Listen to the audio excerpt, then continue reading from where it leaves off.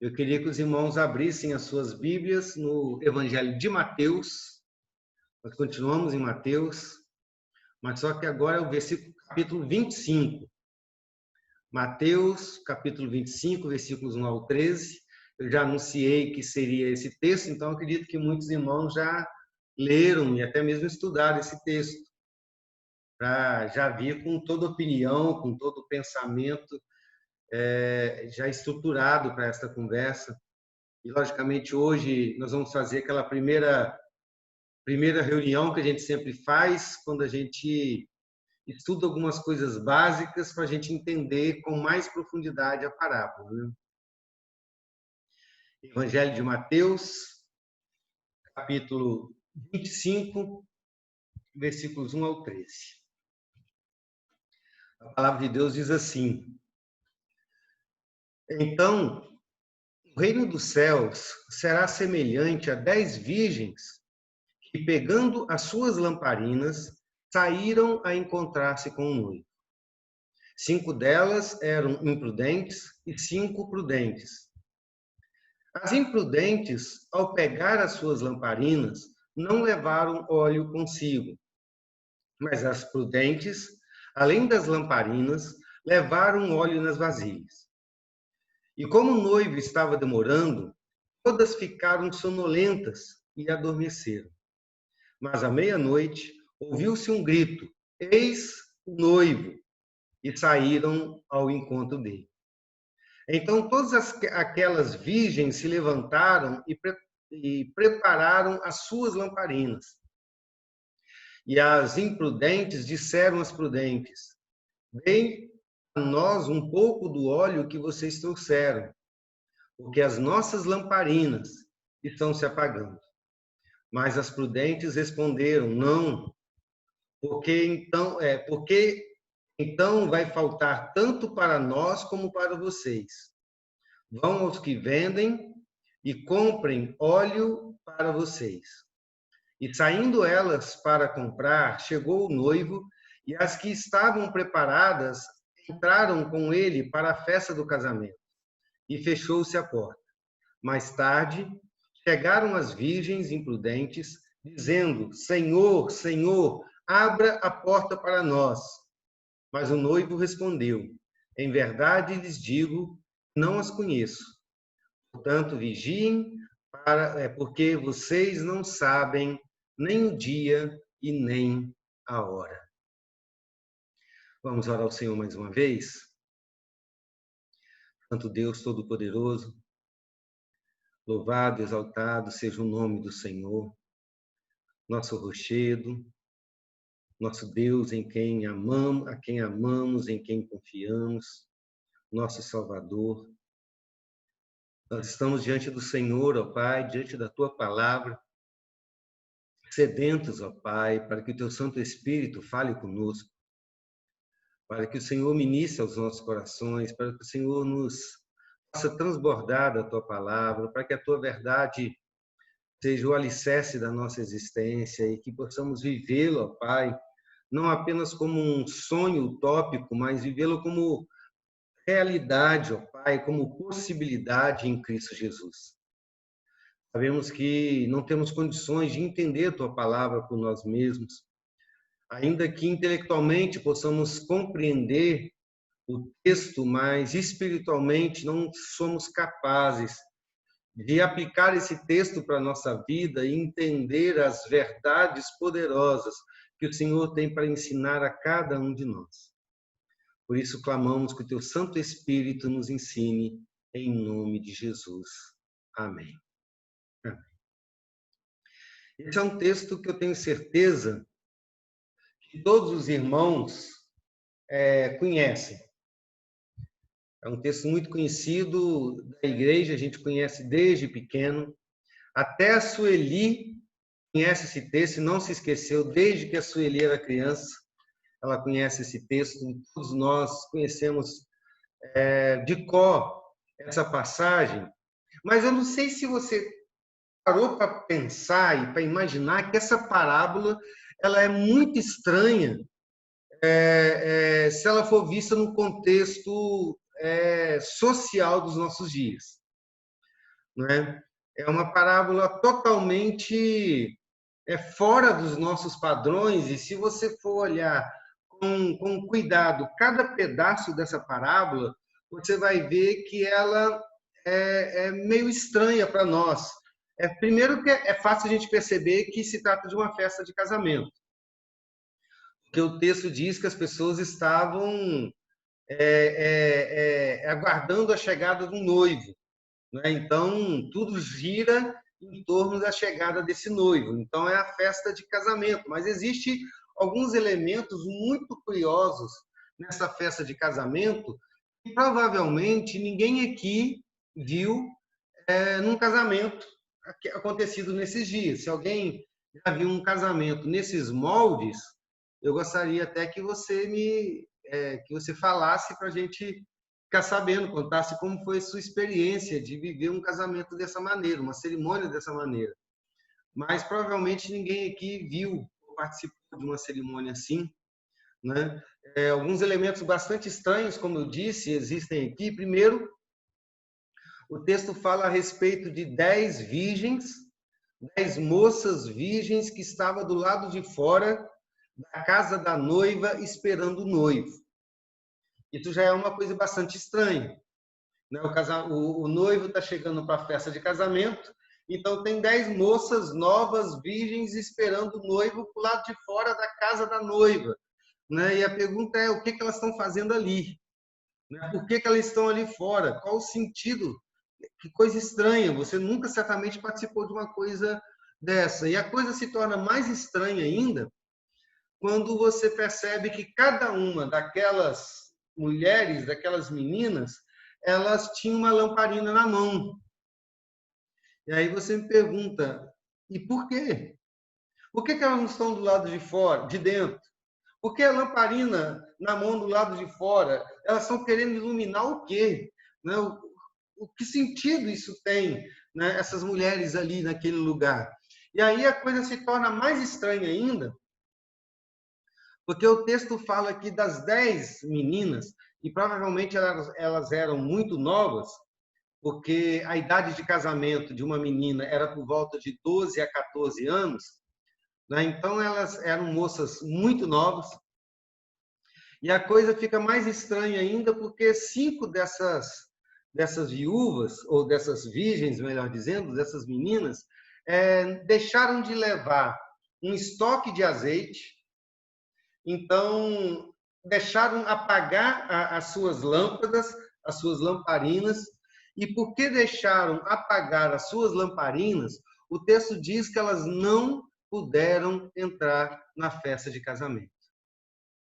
Então, é uma coisa bastante estranha, principalmente porque o noivo foi bastante grosso com elas. Ele disse para elas, eu nem conheço vocês. Vocês não vão entrar na minha festa de casamento porque eu nem conheço vocês. Então, se a gente for olhar esses relatos, a gente vai ver que é uma festa bastante esquisita para os nossos dias, né? Só antes de continuar, os irmãos estão me ouvindo? Porque, para mim, a imagem dos irmãos está travando. Está dando para ouvir? Ouvindo, sim. Estou ouvindo, pastor. Sim, né? Bem. Então, tá bom. Se começar a travar... Opa, tem alguém? Se começar a travar e não der para ouvir, vocês me falam. O celular acho que está com problema, o celular está dando um barulho esquisito. Agora travou. Aqui para mim parece que a internet está boa, mas ela está meio... A imagem de vocês aqui está travando para mim. Só um pouquinho, irmão. Você podia desligar e ligar de novo para ver o que vai dar? Só um pouquinho que eu vou desligar e religar a minha internet para ver o que vai dar aqui. Aguarde um momento.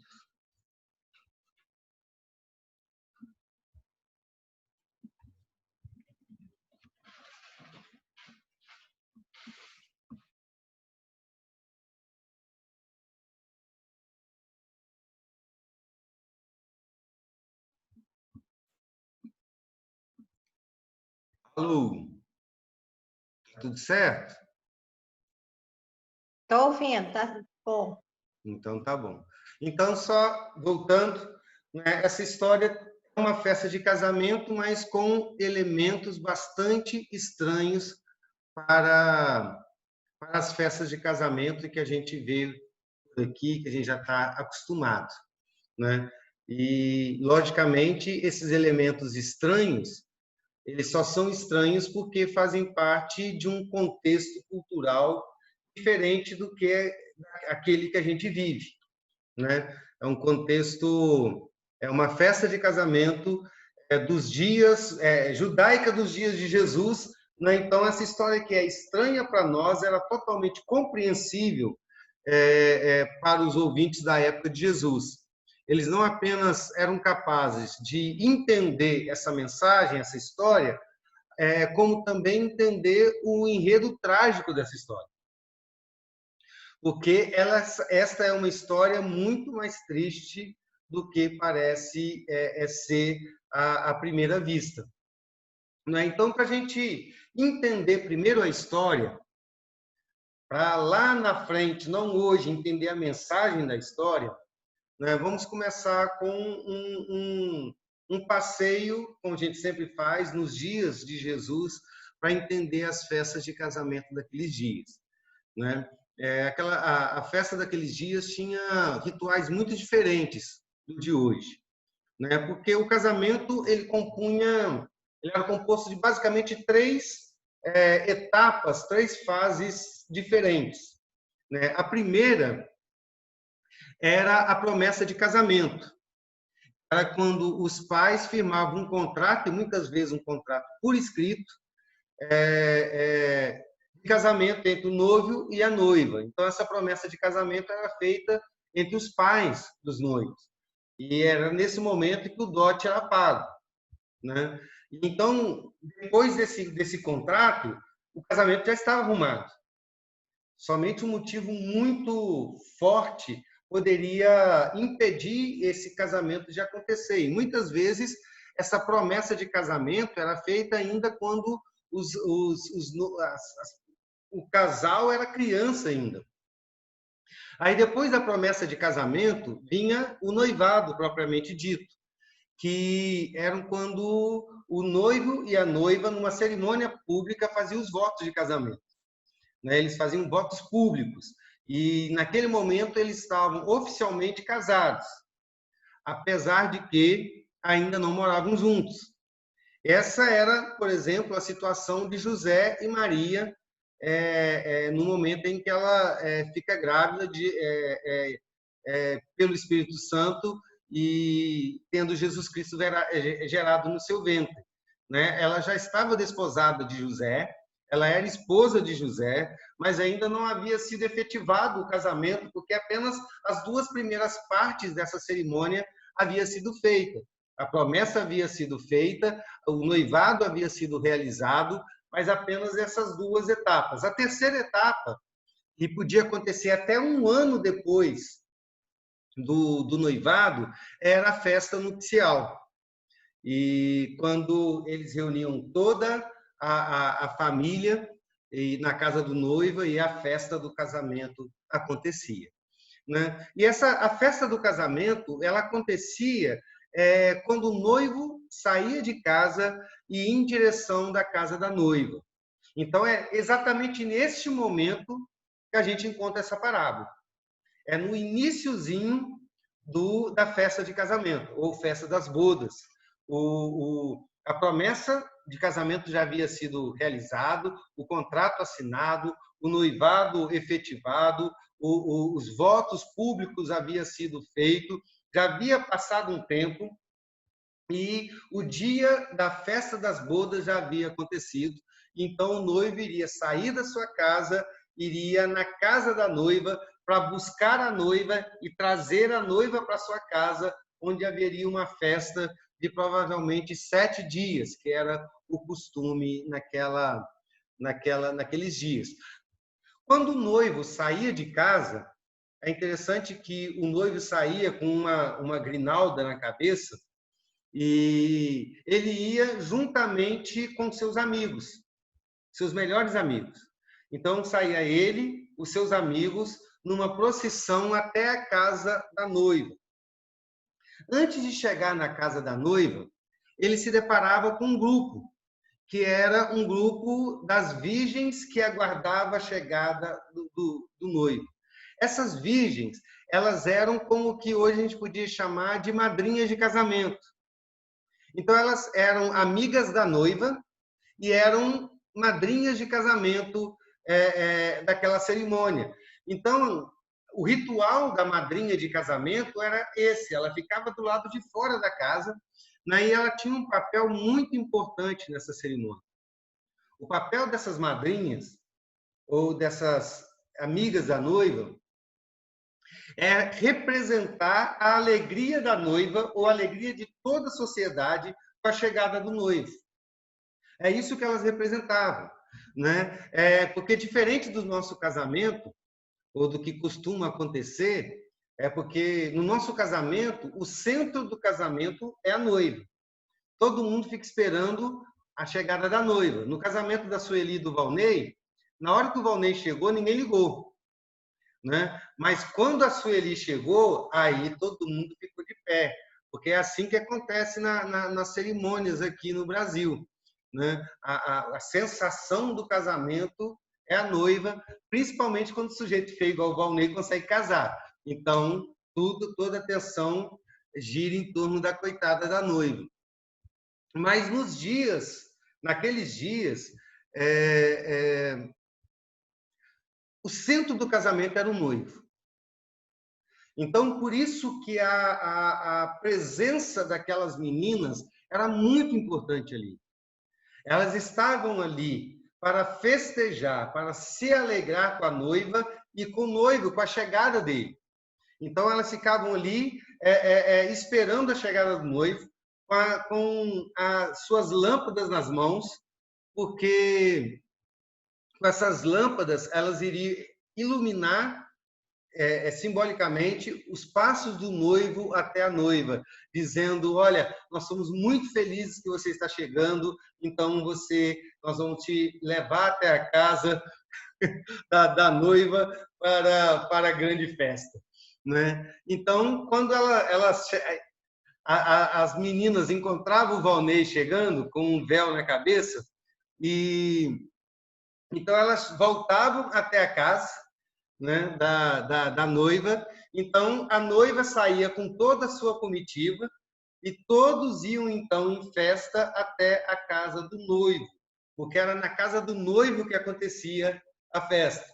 Então saía todo mundo, o noivo, a noiva, a família da noiva, os amigos da noiva, os amigos do noivo e principalmente as 10 virgens com as lâmpadas acesas, e elas iam carregando, iluminando o caminho e anunciando para toda a cidade que estava acontecendo ali um casamento. Quando eles chegavam na casa do noivo, a porta era fechada e havia 7 dias de festa, como eu já disse, né? E um detalhe fundamental dessa parábola eram as lamparinas que as madrinhas tinham nas mãos. Na verdade, não era uma lamparina, como a gente costuma pensar.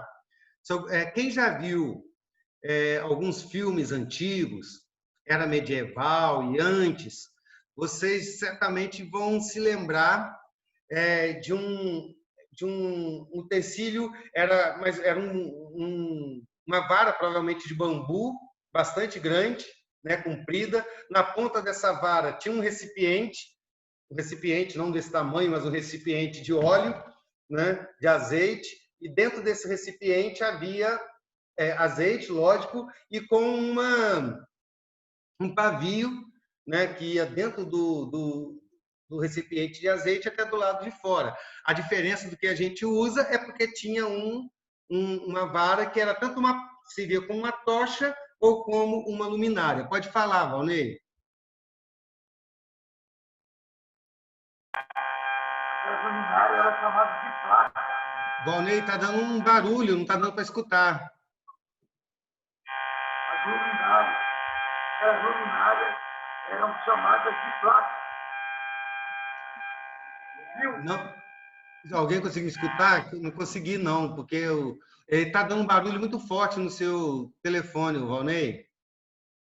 Ele deve estar com um problema.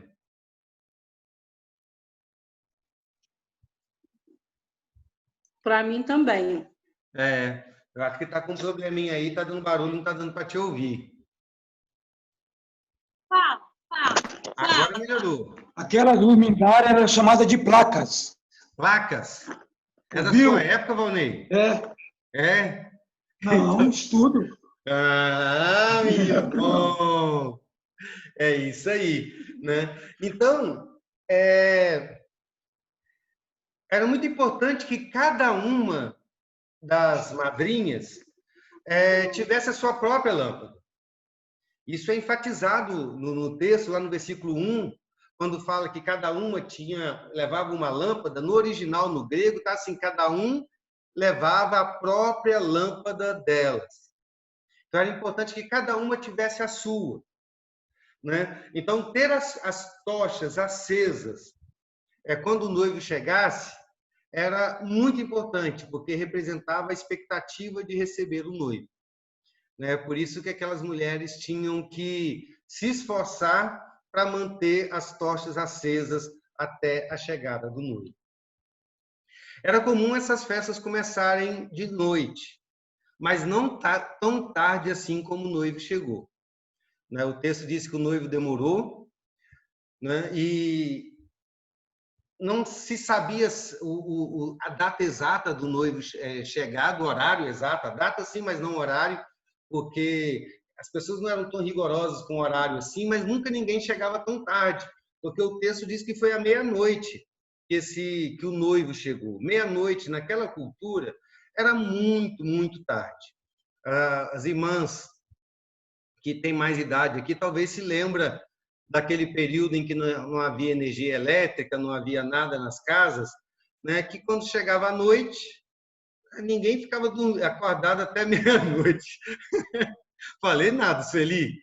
Ninguém ficava acordado até meia-noite, né? O sol se pôs, rapidinho as pessoas já iam dormir, 7 horas da noite já estava todo mundo na cama, né? Então, ninguém ficava tão tarde assim. Mas alguma coisa aconteceu, o texto não fala. O noivo atrasou, né? Demorou bastante. E então a espera da noite foi bastante complicada. As meninas começaram a ficar cansadas, elas começaram a cochilar. Literalmente o texto diz que elas começaram a toscanejar, ou seja, os olhos ficaram pesados. Não foi um sono assim, dormiram pesado, mas elas cochilaram, né? E aí, durante a noite, o tempo foi passando, o azeite foi acabando, a chama foi ficando mais fraca, e aí, de repente, houve-se um grito, né? Eis o noivo, e as mulheres, o grito veio de longe, as mulheres imediatamente se colocaram de pé, né? Elas não podiam continuar dormindo, o momento tão esperado agora está chegando, né? Então, com os olhos esbugalhados, elas se levantaram, o coração batendo rápido, né? E começaram a preparar as suas tochas, colocar mais azeite, alongar o pavio que já estava sendo consumido, né? Para reacender a chama. Porém, 5 delas não levaram azeite sobrando, né? E quando elas foram, então, arrumar sua chama para a chegada do noivo, elas perceberam que não tinha azeite suficiente. Tentaram conseguir azeite com as suas amigas, mas não conseguiram, né? E aquilo que elas fizeram foi indesculpável, foi um erro indesculpável, né? Porque o único dever dessas mulheres era manter a sua tocha, a sua chama acesa, a chama das suas lamparinas acesa, né? A irresponsabilidade delas seria semelhante a se você fosse chamado para ser testemunha de um casamento, né? E ao invés de se vestir adequadamente para a festa, honrando o noivo e a noiva, né? Você ir de bermuda, chinelo de dedo e camiseta, né? Ou ir com a roupa de trabalho. Imagina o Valnei chegando numa festa de casamento, ele é testemunha, tem que ficar lá na frente, chegando com a camisa da funerária, né? Não ia ser legal, plano vida na camisa, né? Os noivos iam se sentir bastante desonrados, com a atitude do Valnei é justamente o que aconteceu. Era uma falha grotesca que demonstrava desprezo ao noivo. Era um insulto a ele. Né? E é por isso que o grito das pessoas dizendo eis o noivo se transformou em motivo de angústia para aquelas mulheres. Né? Elas saíram de casa para tentar comprar azeite e não deve ser muito fácil, não deveria ser muito fácil naqueles dias você comprar azeite à meia-noite. Não existia lojas 24 horas. Provavelmente eles tiveram que ir à casa de alguém que eles sabiam que comprava, que vendia azeite, bater na porta da pessoa, acordar o dono da loja, de repente ele tinha azeite em casa, ou de repente ele tinha que sair para buscar em algum outro lugar. Então não foi uma tarefa, seguramente não foi uma tarefa fácil achar azeite. E quando elas então conseguem encontrar azeite, elas acendem as suas lamparinas, vão correndo para a casa do noivo, mas chegam atrasadas e quando chega a porta está fechada, né? E como eu disse, a resposta do noivo foi: eu nem conheço vocês, né? Então vocês não podem participar daquela festa. Ou seja, eles eram considerados como as melhores amigas dos noivos. Mas o noivo disse para elas: eu não conheço vocês. As outras 5 tinham azeite sobrando, né? Então elas conseguiram reacender a sua chama e entrar na festa. Antes da gente falar da mensagem dessa parábola, porque a gente não vai falar sobre a mensagem hoje, vai ser só no próximo estudo, hoje é só aquela parte técnica da gente entrar dentro da história, entender por que existiam 10 virgens, por que elas estavam com as tochas, por que deixar a tocha apagar era tão sério assim. Vocês entenderam que ela tinha uma parte primordial na cerimônia, era alguém que tinha um trabalho oficial de honra, que representava o amor e o carinho dos noivos pela noiva, por elas e o carinho delas pelos noivos, e elas falharam menosprezando o noivo, menosprezando a festa, menosprezando o casamento, né? Dando pouco valor àquilo que tinha um valor tão grande. Esse foi o grande erro, e por isso que o erro delas foi imperdoável. O que significa isso a gente vai ver depois. Mas antes da gente falar sobre a mensagem, na verdade, nos preparando para falarmos sobre a mensagem na próxima semana, é importante a gente falar sobre o contexto. A gente sempre fala sobre isso também, é importante a gente entender o contexto da parábola para a gente entender com mais profundidade a sua mensagem. E se a gente quiser entender o contexto dessa parábola, a gente tem que voltar no capítulo 24, no primeiro versículo. Jesus não está contando essa parábola para os fariseus, nem para os saduceus, nem para os gentios, nem para as multidões. Jesus está contando essa parábola para os discípulos. Se você olhar no versículo 1 do capítulo 21, você vai ver assim: saiu Jesus do templo e, enquanto caminhava, os seus discípulos se aproximaram para lhe mostrar as construções e o templo. Então, tudo começa de um encontro de Jesus com os seus discípulos. Jesus estava no templo e, pelo que o texto fala, ele estava sozinho no templo.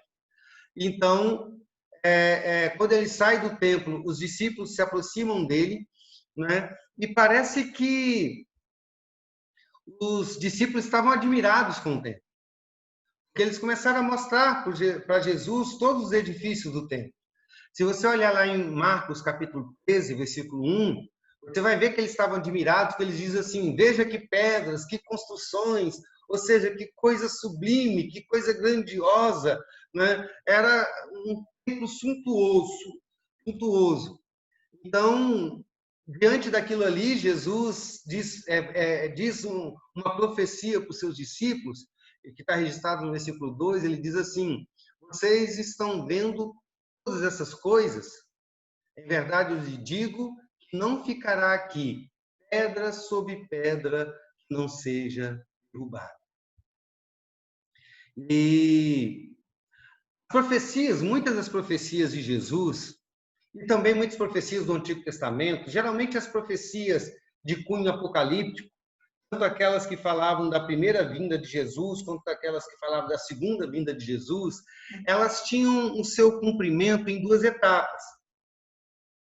Era uma profecia que apontava para um fato histórico, e aquele fato histórico era também parte de uma profecia de algo muito grande que haveria no futuro. Você veja, por exemplo, no Antigo Testamento, existem muitas profecias que falavam sobre o retorno de Israel depois do cativeiro.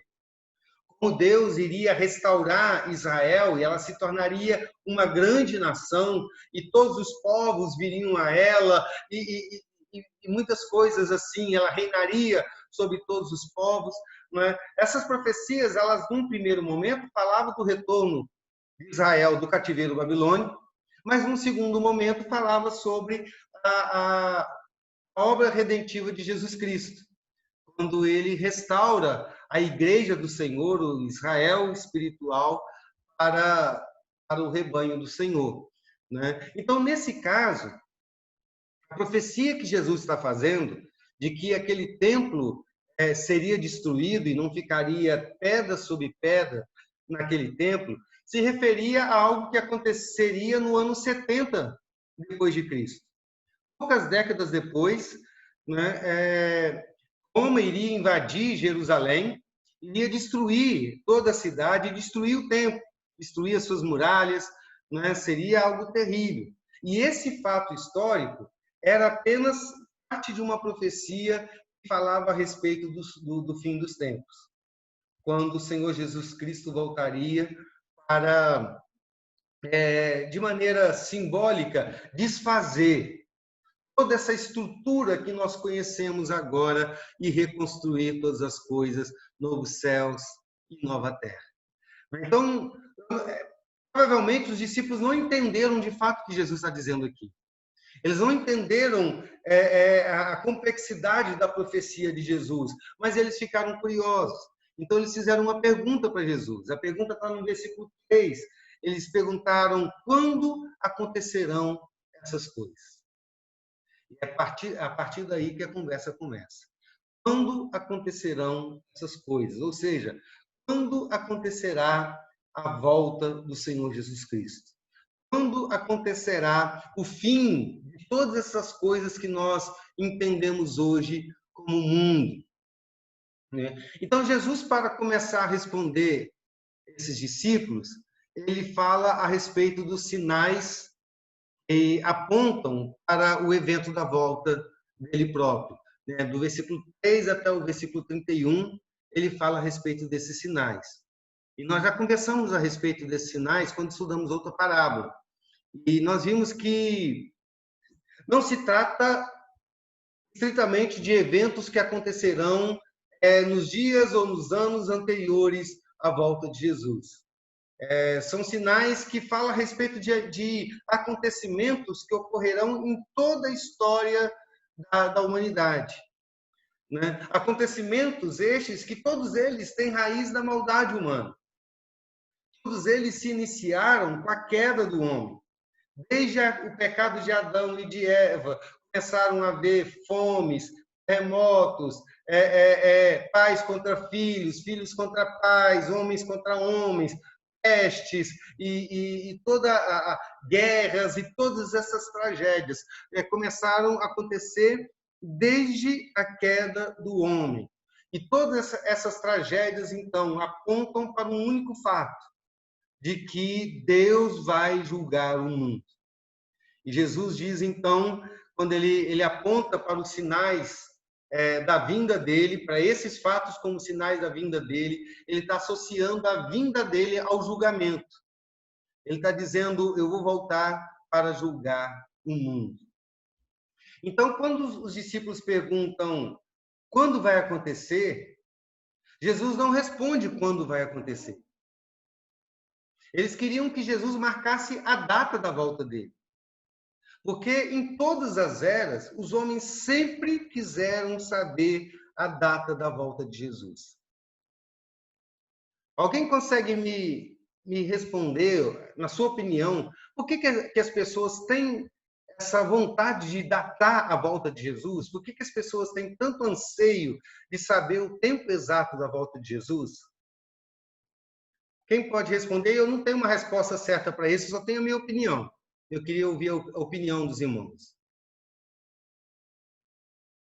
Um de cada vez. Eu tenho uma opinião. Sim, Thiago. Eu acho que as pessoas querem saber. Não, duas, na verdade. Uma porque elas querem saber demais, porque não está revelado na Escritura. E acham que Deus é obrigado a revelar mistério, coisa que não é. O que tinha que revelar está revelado na Bíblia. E a segunda é que as pessoas, outros que não são salvos, não são regenerados, acham que elas podem fazer o que quiser e quando Jesus estiver próximo de voltar, elas se arrependem e caminham, se batizam e aí tem uma salvação, entre aspas, nominal. Fica mais fácil assim, né? Eu posso fazer o que quiser e depois rapidinho eu batizo. Você salva. Alguém tem mais alguma opinião?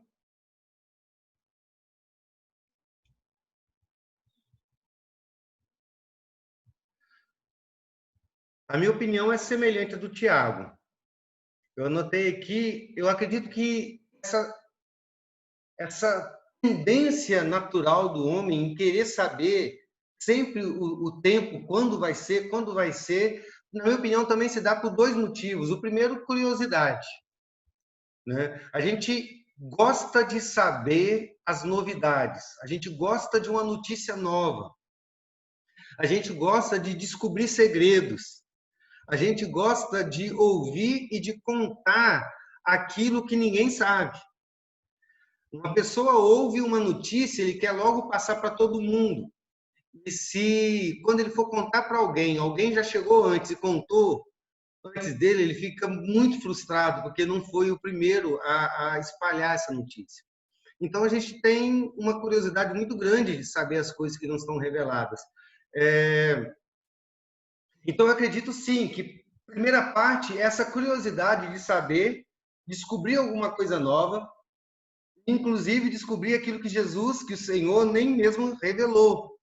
Porque se eu for primeiro a descobrir aquilo que Deus não falou para ninguém, já pensou como que eu vou ser grande? Né? E o segundo motivo é a segurança que daria, ou aparente segurança que daria para nós saber quando seria o tempo do fim. Né? Porque você poderia, como o Tiago disse, viver uma vida totalmente perdida, né? E quando chegasse próximo do tempo do fim, você consertaria, entre aspas, a sua vida com Deus. Agora, é necessário a gente saber que se existe esse tipo de pensamento no coração de alguém, é porque essa pessoa não é cristã, ela não é salva, certo? Ela não ama o Senhor, ela tem medo de ir para o inferno, porque tem muitas pessoas que conhecem a mensagem do Evangelho, conhecem a salvação, conhecem, intelectualmente, elas sabem que Jesus Cristo morreu para perdoar os pecados, eles acreditam no inferno, têm medo do inferno, mas não se converteram. Eles têm toda a informação para a conversão, mas não se converteram, não foram salvos. Então, é possível que esse tipo de pessoa tenha medo do final dos tempos. Às vezes não conhece a graça, então eles querem ter tempo de confessar todos os seus pecados antes da volta de Jesus. E por isso são tão ansiosos para saber quando vai acontecer essas coisas. Você repara, por exemplo, que todas as vezes que acontece algo muito grande na humanidade, as pessoas se voltam para Deus. E eu não estou falando apenas das pessoas do mundo. Você se lembra quando começou a pandemia, os crentes estavam disputando live à tapa? As pessoas estavam compartilhando mensagem de pastor para cá e para lá, todo mundo apavorado. Fechamos os templos, não vai ter culto. E aí um mandava mensagem de pastor para um lado, outro para o outro, e as pessoas cobravam: pastor, cadê as nossas lives? A gente precisa de culto. E as pessoas estavam assistindo o culto todos os dias e o tempo todo, de pastor tal, pastor fulano de tal, pastor fulano de tal. Estava todo mundo apavorado com a pandemia. Eu estou falando de gente até da nossa igreja. Lembra de qual era a frequência das lives no período de pandemia? Né? Então, lógico, naquele tempo as pessoas estavam um pouco mais à toa do que estava hoje, mas grande parte das pessoas continuaram trabalhando em casa. Né? Mas as pessoas estavam apavoradas. Né? Pandemia, o que vai acontecer? Pode morrer todo mundo. E as pessoas começaram a buscar as igrejas, as lives. Você abria o Facebook, estava lotado de culto. Instagram estava lotado de culto. Né? Todo mundo apavorado com isso.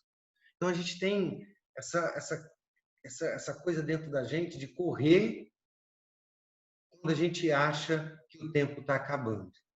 Então, a gente tem que correr para acertar a nossa vida com Deus. E isso, queridos, é sinal de que nós não somos salvos. Ou, pelo menos, de que a nossa conversão precisa ser reanalisada e revista, e nós precisamos voltar ao primeiro amor, como Jesus disse para a igreja de Éfeso, lá em Apocalipse, capítulo 3. Né? Nós precisamos voltar ao nosso primeiro amor. Então, os homens sempre quiseram saber. Né? E é interessante que muitas pessoas olham esse capítulo 24 como se esse texto tivesse algum enigma secreto para ser decifrado. Um quebra-cabeça, onde tivesse uma resposta oculta de uma data na qual Jesus viria. Né? Uma data escondida que Jesus quisesse que os mais inteligentes, os mais inspirados, os mais cheios do Espírito Santo descobrissem. E praticamente em toda a década da vida humana sempre apareceu um falso profeta olhando para os dias de hoje e olhando para as profecias da Bíblia para tentar marcar a volta de Jesus. Praticamente a cada 10 anos aparece um. E todos eles falham nas suas previsões. Porque Jesus não queria que a gente soubesse. Ele mesmo, em momento algum, responde à pergunta dos discípulos. Se você olhar as palavras de Jesus, desde o capítulo 24, você vai ver no versículo 36, ele disse assim: a respeito daquele dia e hora, ninguém sabe. Nem os anjos do céu, nem o Filho, somente o Pai. No versículo 42, se você pular para o versículo 42, você vai ver ele dizendo assim: vocês não sabem em que dia virá o Senhor de vocês. No versículo 44, ele diz: o Filho do Homem virá numa hora em que vocês menos esperam. Menos esperam. No versículo 50, ele diz: o Senhor daquele servo virá num dia em que ele não o espera e numa hora em que ele não sabe. E no capítulo 25, versículo 13, que é o último versículo dessa parábola, o Senhor Jesus diz: vocês não sabem o dia e nem a hora. Então, queridos, em momento algum, Jesus data a sua volta. Mas uma coisa ele faz, e é muito importante, e tem a ver com o nosso estudo. E nós vamos encerrar por aqui. Jesus, depois de fazer essas profecias a respeito dos sinais do tempo, Jesus conta 5 parábolas que nos exorta a respeito de vigiarmos para não sermos pegos de surpresa na sua volta. No capítulo 24, versículo 32 a 35, ele fala a respeito da parábola da figueira. No versículo 34, no 43 e 44, a pequena parábola a respeito do ladrão. A gente não sabe que horas que ele vai chegar e por isso a gente tranca a porta toda noite. No capítulo 24, versículo 45 a 51, ele fala a parábola a respeito do servo fiel e do servo mau. Do servo mau que foi pego em flagrante pelo retorno do seu senhor. E no capítulo 25, versículo 1 ao 13, a parábola das 10 virgens. E no capítulo 25, versículo 14 até o 30, a parábola dos talentos. Então, são 5 parábolas, todas elas com a mesma mensagem central. Vigia, porque você não sabe a hora que o Senhor Jesus Cristo vem. E é essa a mensagem central dessa parábola. As parábolas das 10 virgens é a parábola da vigilância. Dessas 5 parábolas, nós vamos estudar provavelmente 2. A parábola das 10 virgens, e depois nós vamos prosseguir estudando a parábola dos talentos, para falar a respeito da mesma coisa, mas dando uma mensagem diferente. A parábola das 10 virgens fala de estarmos preparados para a chegada do noivo. E a parábola dos talentos fala a respeito de trabalharmos enquanto o noivo não chega, ou enquanto o patrão não chega. Esse é o esboço, tanto o contexto da época de Jesus, quanto o contexto bíblico dessa parábola. Então, a gente sabe a importância daquelas virgens nessa história e a importância das tochas que elas tinham nas mãos. Era algo fundamental nas festas de casamento. A gente entende por que Jesus contou essa parábola. Ele estava falando a respeito da volta dele. Ele estava conversando com seus discípulos. Era uma conversa íntima no Monte das Oliveiras. É interessante como o texto de Mateus é escrito, o livro de Mateus, porque você tem uma introdução em Mateus, os 4 primeiros capítulos. Depois você tem um grande sermão de Jesus, o Sermão do Monte. Aí depois o ministério de Jesus. Aí já no finalzinho do ministério de Jesus, você tem um outro discurso de Jesus grande, que é esse, um outro sermão pregado no monte, agora no Monte das Oliveiras, apenas para os discípulos, não para uma multidão. E aí depois dessa conversa já vem os relatos da morte de Jesus Cristo. Então não se esqueçam, meus irmãos, desses 2 pontos principais. Primeiro, do significado dessas virgens, da importância, do papel delas, e a necessidade que elas tinham de manter as suas lâmpadas acesas até a chegada do noivo. Em segundo, essa parábola está tratando a respeito da volta de Jesus e que nós devemos estar vigilantes. E o que significa vigiar? Isso é um assunto para o próximo estudo. Amém? Alguma pergunta? Aquele estudo mais chato hoje, que é ser um estudo mais técnico. Alguma pergunta, alguma dúvida, algum comentário? Eu tenho um comentário. Sim, Thiago. Quando eu era criança, eu ouvia essa pregação. Eu achava que os loucas eram loucas mesmo, de ser aluada. Então as pessoas pensavam, mas elas são loucas, para que elas vão casar, então? Depois que eu fui, aprendendo que é uma pessoa insensata. E eu, até algum tempo atrás, não conseguia entender o porquê dessas virgens. Não tinha sentido essa coisa para mim. E por quê? Que parece bastante estranho. 2 coisas me pareciam bastante estranho. Primeiro, por que as coleguinhas não ajudaram ela com azeite? Sim. Jesus Cristo não ensina isso, que a gente tem que repartir o pão? Não é? Por que elas não dividiram? Isso é uma questão para a gente ver também. E o segundo, para que tanta radicalidade com aquelas mulheres dizendo, vocês não entram na festa. Eram 2 coisas que, lendo com atenção a parábola, eu nunca consegui entender antes de estudá-la, logicamente, pela primeira vez. Mas aquelas leituras que a gente sempre faz, que a gente só lê, nem presta muita atenção, Então, eu sempre lia. Depois, quando eu li com atenção, eu falei assim, não, mas por que isso? Porque se eu tivesse lá, eu pensava, Se eu tivesse lá, eu dividia o meu azeite com elas, por que eu não faria isso? Um pouquinho de cada um, a gente junta, vai junto procurar no vizinho, quem sabe na casa da noiva a gente acha um pouquinho, mas tudo tem um significado, né, que a gente vai ver na próxima semana. Vamos encerrar então com uma oração?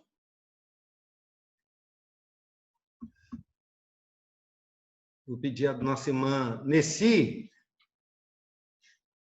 Está me ouvindo, Nessi? Liga o seu microfone, fazendo um favor.